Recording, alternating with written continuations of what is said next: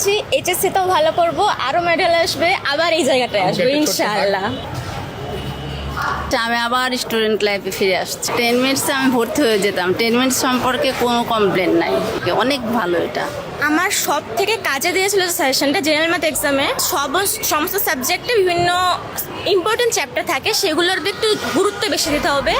আর guide বা test paper থেকে বইটা বেশি ইম্পর্টেন্ট এখন, কারণ আমাদের এক্সামে আমরা দেখেছি যে বই থেকে প্রচুর কমন এসছে। এখানে তোমার নেগেটিভ মার্কিং নেই, যেটা তোমার মাথায় আসবে লিখবা।